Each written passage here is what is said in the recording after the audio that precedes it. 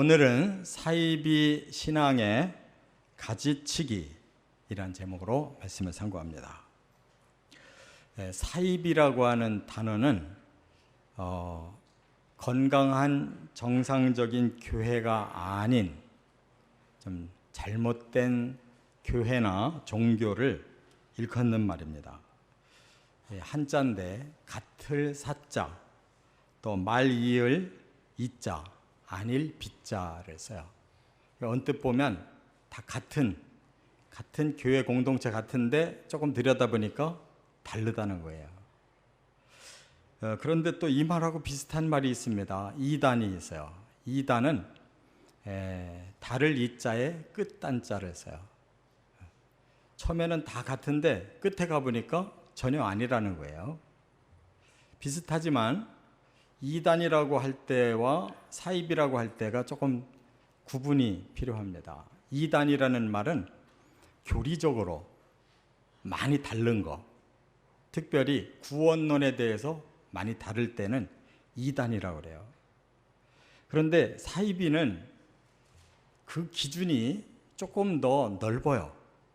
그래서 반사회적이거나 반인륜적인, 뭔가 아주 잘못돼서 그 집단에 있으면 망할 수밖에 없고 부패할 수밖에 없는 그런 종교를 사입이라고 그래요.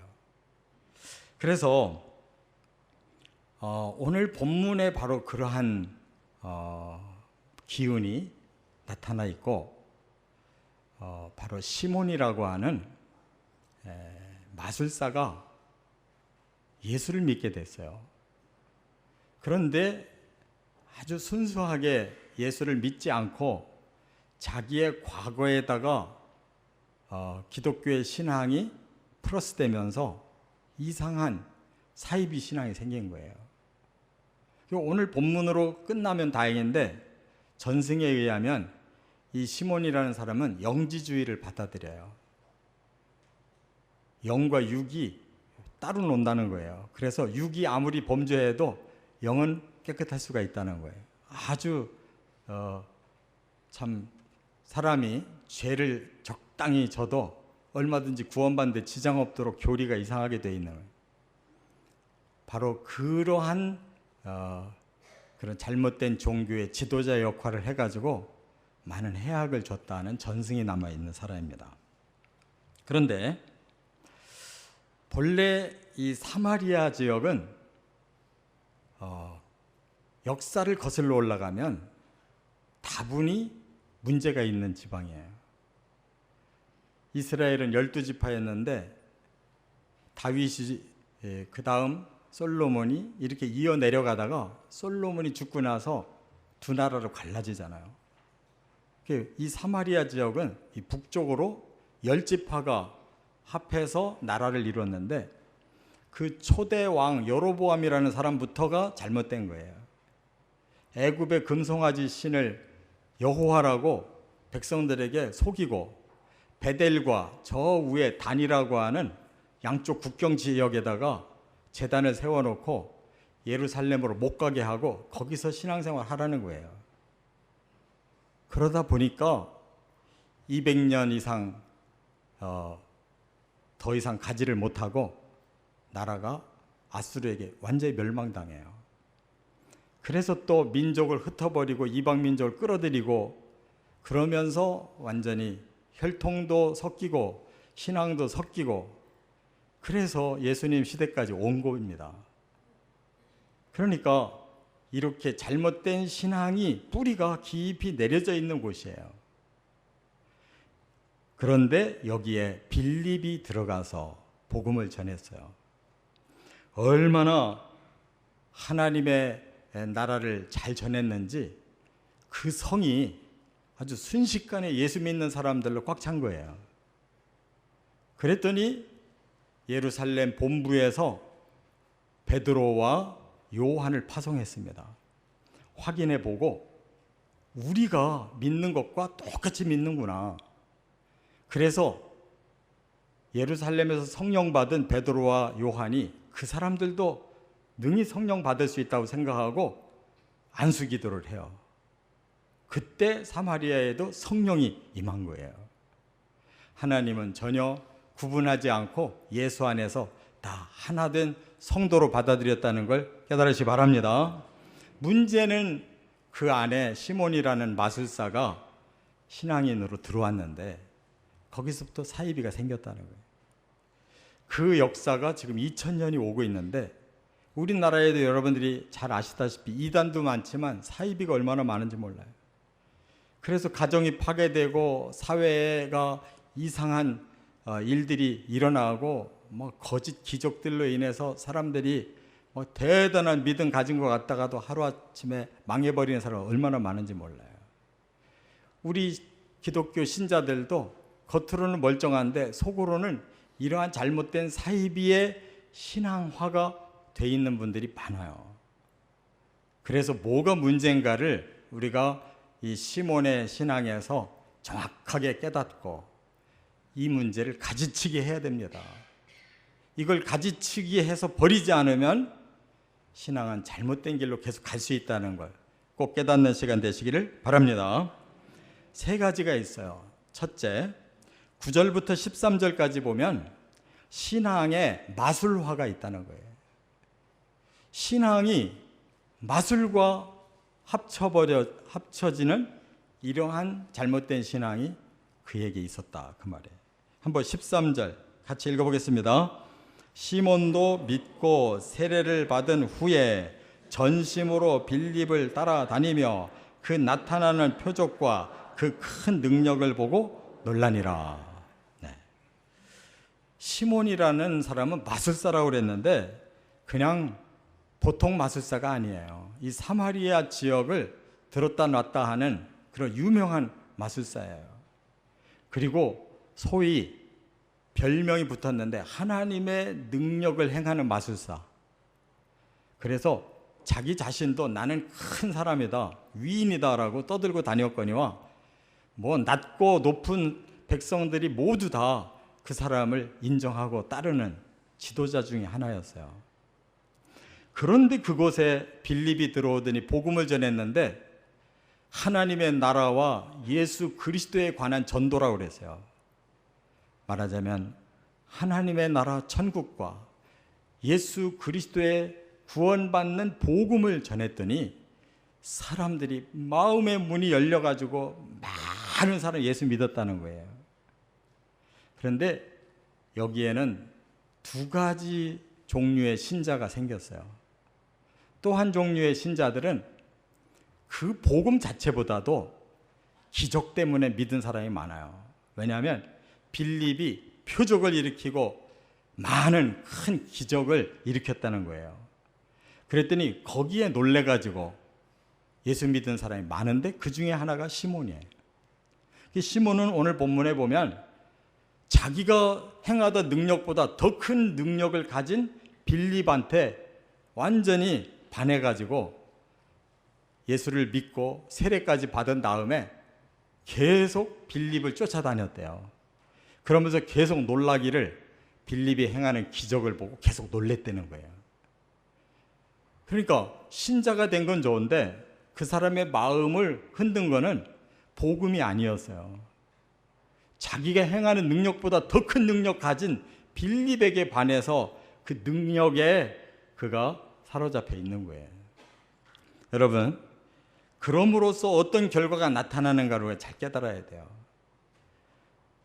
이 사람이 마술사라고 그랬는데 마술이 뭔가를 알아야 됩니다.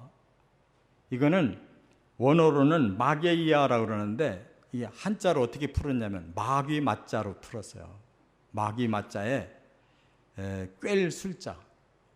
마귀가 살살 꿰어서 뭔가를 일으키는데 진심이 아니고 가짜라는 거예요. 그래서 요술을 부린다 그럴 때는 요자가 뭐냐, 괴이할 요자에 꿰술이에요. 아주 괴상한 걸 통해서 사람들을 꼬여내는, 이게 요술이요 마술이라는 거예요. 이 사람은 사마리아 사람들을 그런 거짓 기적으로 뭔가 특별한 방법으로 이렇게 사람들을 혼동시켜서 끌고 가던 사람이라는 것입니다. 그런데 예수를 만났으면 말씀 앞에 꼬꾸라져야 되는데 말씀 때문에 믿은 게 아니라는 데 문제가 있어요. 이와 같이 오늘날에도 예수는 믿는데 예수님의 그 복음 앞에 꼬꾸라지고 그 십자가를 붙들고 죄를 회개하고 구원받은 성도가 돼야 되는데 거기에 등한하면서 오히려 다른 현상에 집중해서 믿는 사람들이 있어요. 말하자면 병 낫는 데 목적을 둔 사람이 있고 또 자기 자신이 너무 지금 괴로운데 위안을 얻고 싶어서 믿기 시작하는 분이 있고 또 돈이 너무 궁색해가지고 좀 제발 예수 믿고 돈 좀 벌었으면 좋겠다고 하는 분들도 있고 여러 가지 다른 현상에 더 집중된 분들이 있어요. 그런데 그런 간증을 간혹 듣습니다. 저 아무개가 교회 가더니 병 나섰대. 아무개가 아주 죽을 뻔했는데 저렇게 멀쩡하게 살아났대. 이런저런 간증이 이 사람들의 마음에 굉장한 매력을 줘서 들어온 사람들이 있어요. 그거는 하나의 입문의 과정이 돼야 되는데 계속 그 방향으로 나가요. 진심으로 믿음이 안 생기고 그 삶의 어떤 유익을 위해서 좀 다른 방향으로 믿는다 그런 말이에요. 이걸 보고 사이비 신앙이라고 그러는 것입니다. 그래서 이 사이비 신앙을 강조하는 집단들은 꼭 눈에 보이는 어떤 좋은 것이 바로 신앙생활을 통해서 이루어진다고 가르쳐요. 지금 저 감옥에 들어앉아 있는 이재록이라는 목사, 만민중앙교회, 그 양반이 본인도 나쁜 짓 저질렀지만 남들도 굉장히 불행하게 만든 사람이에요.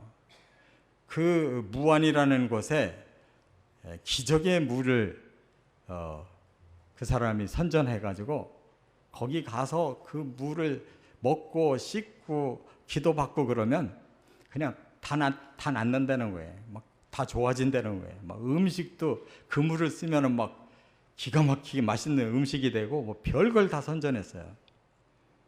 그런데 MBC가 취재를 해가지고 가서 조사해 보니까 8가지 거기에 대장균이라든지 불량한 물이라는 게 입증돼 가지고 그거 먹고 오히려 탈난다는 거를 증명을 시켰잖아요. 네? 여러분, 순 거짓말로 사람을 그렇게 속이면 한번 그 집단에 빠지게 되면 모든 걸 다 믿고 다 받아들이니까 그렇게 사람이 엉뚱한 수돗물보다도 못한 물 가지고도 기적이 일어난다고 말한다 그 말이에요. 또 근래에 약간 좀 잠잠해졌는데 신사도 운동이라는 게 있어요. 뭐 흔히 비냐드 운동, 토론토 축복이라는 게 있는데 사도 시대에 기적이 일어났다면 오늘의 시대에도 똑같이 기적이 일어난다. 그러면서 기적을 강조해요. 근데 기적의 질이 전혀 달라요. 예수님이 일으키신 기적은 사람들을 구원하는 표적으로 주신 거예요. 그래서 불치의 병자들을 고치시고 귀신에 시달리는 자를 고치시고 죽은 자를 살리고 정말 배고픈 자를 먹을 걸 주신 거예요. 근데 지금의 신사도 운동의 기적은 그런 게 아니에요. 기도하고 나면 금가루가 떨어지고 기도하고 나서 이를 쳐다보니까 금리빨로 박혔다는 거예요.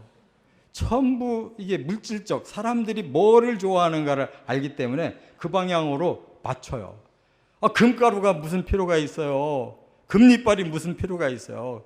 그걸 빼가지고 팔아서 돈이나 벌은다 몰라도 그렇지 않고 무슨 그게 유익이 되냐고요. 근데 그렇게 가르쳐요. 그리고 그 집단에 오면 그냥 의뢰껏 쓰러져요. 그래가지고 뭐 어떤 사람 들어넣어서 뭐 계속 웃어요. 어떤 사람은 계속 울어요. 어떤 사람은 계속 떨어요. 아니, 사도행전에 떨은 것은 사람이 떨은 게 아닙니다. 이 땅이 진동한 거예요. 땅을 진동시키는 건 하나님밖에 할 수 없지만 사람 몸이 떠는 건 지 마음대로 다 떨 수 있어요. 그게 가짜라는 거예요. 깨달으시기 바랍니다. 이렇게 사람들이 겉으로 보면 기적인데 알고 보면 가짜인 이러한 사이비 신앙이 오늘 얼마나 많은지 몰라요. 이것을 성경에서 경고하고 있는 것입니다. 데살로니가 후서 2장 9절에 그랬어요. 악한 자의 나타남은 사탄의 활동을 따라 모든 능력과 표적과 거짓 기적과 불의의 모든 속임으로 멸망하는 자들에게 있으리니. 악한 사탄이 나타나면 그들도 기적을 일으킨다는 거예요. 그러나 그 속에는 거짓이 있고 불법이 있고 속임수가 있고 또 그들이 진리의 사랑을 받지 아니하여 구원함을 받지 못함이라. 진리를 깨닫고 하나님의 진정한 사랑을 받아들여야 구원받는데 엉뚱한 현상을 쫓아가니까 구원도 못 받는다는 거예요. 이러므로 하나님이 미혹의 역사를 그들에게 보내사 거짓 것을 믿게 하시면 심판에 처해질 자들은 꼭 그런 걸 받아들인다는 거예요. 미혹의 역사를 받아들이고 거짓 걸 믿는다는 거예요. 진리를 믿지 않고 불의를 좋아하는 모든 자들로 하여금 심판을 받게 하려 하심이라. 이게 말세의 현상인 줄 깨달으시기 바랍니다.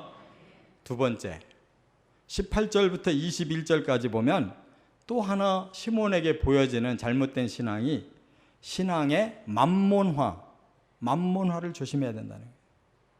한번 18절과 19절 두 절을 같이 읽어봅니다. 시몬이 사도들의 안수로 성령 받는 것을 보고 돈을 들여 이르되 이 권능을 내게도 주어 누구든지 내가 안수하는 사람은 성령을 받게 하여 주소서 하니. 이 시몬이라는 사람이 막 기적에 혹해가지고 믿었는데 그 다음에 또 하나의 문제점이 발견돼요. 베드로가 오더니 요한과 함께 막 안수기도를 했는데 그 많은 성도들이 다 성령을 받는 거예요. 우리가 사도행전 2장에서 성령 받은 사람이 어떻게 변하는지 아셨죠? 그들이 다 성령이 충만해서 진리가 다 깨달아지고 사람들에게 막 복음을 전하는데 못 알아듣는 사람을 위해서 갑자기 외국어가 튀어나왔다고 그랬어요. 그와 같은 이런 놀라운 하나님의 기적이 성령 받은 사람에게 일어나니까 이 사람의 마음에 또 하나가 확 들어온 거예요. 아, 저 성령이 중요한 거구나. 내가 마술을 아무리 부려도 참 사람들을 그렇게 유혹하기가 힘든데 저 성령만 하나 내가 움직일 수 있다면 다 되겠구나, 이렇게 생각한 거예요. 그래서 베드로에게 돈 보따리를 주면서 내가 이 돈을 드릴 테니까 이 성령을 나에게도 좀 받게 해주시고 내가 사람들에게 막 성령을 줄 수 있는 권능이 좀 생기게 해달라는 거예요. 이 사람의 마음에 제일 중요한 게 뭐냐? 돈이에요. 돈 때문에 예수 믿고 돈 때문에 능력 받고 싶은 거예요. 그래서 좀 더 많은 돈을 가지고 떵떵거리고 사람들을 지배하고 싶은 거예요. 이게 시몬의 마음이에요. 예수를 왜 믿었는가를 곰곰이 생각해 보니까 내가 너무 나 혼자의 힘으로 살기에는 역부족이야. 내가 예수 잘 믿고 돈도 잘 벌어서 좀 세상에서 마음껏 내 소원을 풀고 살아봐야 되겠다. 그래서 신앙생활을 하면 할수록 돈에 빠지는 성도들이 있어요. 그래서 헌금도 투자하는 마음으로 드리는 사람이 있어요. 내가 헌금하는 만큼 하나님 많이 헌금 축복해 주실 거다. 근데 처음에는 순진해가지고 그게 그대로 될 줄 알았는데 조금 지나 보니까 그게 안 되는 거예요. 헌금을 중단해버려요. 헌금은 나 같은 죄인이 하나님의 은혜로 구원받고 내 죄를 씻어주시고 하나님 자녀가 되어 영원한 나라에까지 갈 수 있는 그 은혜가 감사해서 헌금하고 기뻐서 헌금한 거지, 언제 돈 달라고 그랬어요. 하나님이 돈을 투자하듯이 헌금하는 이러한 신앙이 바로 사입인 거야. 깨달으시기 바랍니다. 그렇기 때문에 사도 베드로가 그 자리에서 호통을 칩니다. 뭐라고? 너는 하나님의 선물을 돈 주고 살 줄로 생각하였으니 내 은과 네가 함께 망할지어다. 너는 가만히 보니까 완전히 돈독이 올라가지고 돈이 목적이구나. 신앙생활의 목적이 너는 돈에 있었구나. 성령도 바로 돈 주고 사서 네가 더 많은 성령을 통해 돈 벌려고 하는구나. 너는 그 돈과 함께 망할 것이다 라고 선언을 해요. 그러면서 그 마음에 뭐가 잘못됐는지를 밝혀요. 21절에 내 마음이 바르지 못하니 이 도에는 내가 관계도 없고 분깃될 것도 없느니라. 너의 마음에 복음이 안 들어갔다는 거예요. 그러니까 죄를 그대로 가지고 있으면서 돈을 더 많이 벌고 다른 모든 사람들 앞에 나 대단한 사람이다 라고 뽐내고 살고 싶은 그 마음이 바르질 못하다. 그러므로 이 도가 너와 관계가 없다. 아직 너는 예수의 복음이 들어오질 않았다. 그러므로 예수의 나라 그 분깃도 너에게는 없다. 이렇게 선포한 거예요. 혹시 이런 신자는 없습니까? 내가 몇십 년 교회를 다녔는데 예수의 복음 앞에 무릎을 꿇질 않고 여전히 하나님 나라는 관심이 없고 이렇게 내가 다른 목적 때문에 교회 다니는 분은 없습니까? 이게 바로 사입이라는 거예요. 갈수록 돈에 더 집착해서 예배도 필요 없고 기도도 필요 없고 봉사도 필요 없고 그야말로 하나님 앞에 감사하는 헌금도 필요 없고 오로지 딴 데 목적이 있는 이런 신앙생활, 그것이 맘몬이라고 하는 돈의 우상이라는 뜻입니다. 성경은 분명히 이렇게 경고했어요. 디모데전서 6장 9절에 부하려 하는 자들은, 부자가 아니고 부를 목적하는 사람들, 더 많은 부를 추구하려고 거기에 마음을 뺏긴 사람들은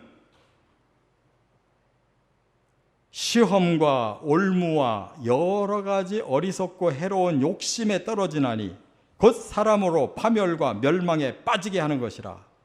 돈을 사랑함이, 이미 돈에 빠진 사람들은 일만하게 뿌리가 되나니 이것을 탐내는 자들은 미혹을 받아 믿음에서 떠나 많은 근심으로써 자기를 찔렀도다. 이렇게 말씀했어요. 이 마지막 때 가장 무서운 우상이 돈이라는 사실을 깨달으시기 바랍니다. 끝으로 세 번째, 22절부터 25절에 보면 이 사람에게 세 번째 사이비가 보여요. 뭐냐? 신앙의 기복화예요. 이 기복주의를 조심해야 돼요. 여기 24절 한번 같이 읽겠습니다. 시몬이 대답하여 이르되 나를 위하여 주께 기도하여 말한 것이 하나도 내게 임하지 않게 하소서 하니라. 시몬에게 아주 무서운 경고를 했잖아요. 이 사람이 겁이 난 거예요. 저 영빨이 대단한 사람이 나를 저주하는 걸 보니까 나 큰일 났구나. 그런데 베드로가 한 가지 방법을 가르쳐줘요. 네가 지금이라도 회개를 하면 하나님께서 너를 용서해 주실 수가 있다. 그러니 지금까지 잘못된 생각, 마술적인 신앙, 돈의 신앙, 이제는 하나님 앞에 깨끗하게 회개하고 진정한 그리스도인이 되라. 십자가 앞에 너의 죄를 고백하고 하나님의 구원의 은총으로 네가 변화가 돼서 성령까지 받고 하나님의 제자가 되라. 그러면 이 사람이 어떻게 해야 되겠어요? 맞습니다.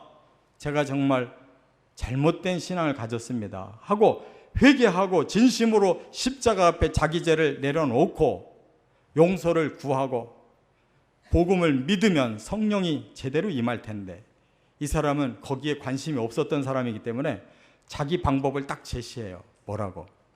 당신이 영빨이 대단한 분이니까 저를 위해 기도해 주셔서 제가 이런 저주를 하나도 안 받고 잘 넘어갈 수 있도록 기도해 주십시오. 이렇게 베드로에게 부탁했다고요. 이 완전히 기복신앙이에요. 기복신앙이라는 건 뭐냐? 이렇게 살든 저렇게 살든 결과만 좋으면 된다는 거예요. 과정이 없는 사람들이에요. 미신 믿는 사람들, 무당 불러다가 푸닥거리하는 사람들, 이런 무속신앙이 다 뭐예요? 죄와 자기 삶은 관계가 없어요. 아무리 딴 데 가서 부정한 짓, 엉뚱한 짓 했더라도 푸닥거리 잘 해가지고 액땜하고 땜질하면 그냥 복 받는다고 생각해요. 회개가 없는 이러한 가짜 신앙이 우리 기독교 안에도 들어와 있다고요. 단 한마디도 회개를 안 하는 사람들이 있어요. 미사 여구의 기도는 잘하는데 그 속에 회개가 없다면 그게 무슨 기도예요? 차라리 무식한 기도를 하더라도 하나님 생각해 보니 정말 하나님 앞에 큰 죄 졌습니다. 눈물 뚝뚝 흘리고 용서해 달라고 하는 게 진정한 기도 아니에요? 오늘날 우리 한국의 기독교는 회개가 없다는 거. 기도했다 하면 더 많은 축복을 달라고, 더 많은 능력을 달라고, 더 많은 평안한 삶을 달라고 기도하고 있다는 거예요. 이러한 기복신앙에 빠져버리면 사람은 점점 타락할 수밖에 없는 거예요. 회개가 없는 축복은 재앙인 것입니다. 제 아무리 많은 걸 얻었어도 그 속에 죄를 해결할 마음이 없으면 그는 더 이상 희망이 없는 거예요. 예수님께서 이미 요한복음 4장에 보면 예수님이 이미 사마리아 전도하셨어요. 5 남편을 뒀던 아주 죄 많은 여인을 일부러 만나서 그의 죄를 깨닫고 회개하게 하고 내가 바로 너를 구원할 그리스도라고 계시를 주셔서 그가 믿잖아요. 동네에 뛰어들어가서 나를 다 알고 있는 분을 내가 만났다 하고 예수를 소개해서 사마리아에 많은 사람이 예수 믿었다고 그랬어요. 그랬던 예수님은 끝에 가서 뭐라고 말씀했는가 하면 제자들이 멀리 가서 밥을 사가지고 왔어요. 빵을 사가지고 와서 예수님 드십시오 그랬더니 예수님 뭐라고 그랬어요? 요한복음 4장 34절에 예수께서 이르시되 나의 양식은 나를 보내신 이의 뜻을 행하며 그의 일을 온전히 이루는 이것이니라. 예수님 종일 드시지도 못했는데 한 여인의 죄를 회개시키고 구원시킨 그것이 나는 양식 먹는 것보다도 더 배부르다. 내가 하나님이 보내신 뜻을 내가 여기서 행했고 그 일이 이렇게 잘 이루어졌다는 그것 자체가 나에게는 더 이상 배부른 일이 없다. 이렇게 말씀하신 예수님이에요. 저와 여러분에게 그걸 원하시는 줄 믿습니다. 우리는 예수의 제자가 되는 것이 목표입니다. 그것이 하나님 교회의 신자가 해야 될 사명이에요. 우리의 마음속에 이런 마술적인, 이러한 만모니즘적인, 이러한 기복적인 신앙으로 우리를 잘못 인도하고 있는 것은 아닌지 깨닫고 정말 예수님이 말씀하신 하나님의 뜻을 위하여 내가 거기에 헌신한 그 기쁨과 보람으로 살아가시기를 주의 이름으로 축원합니다.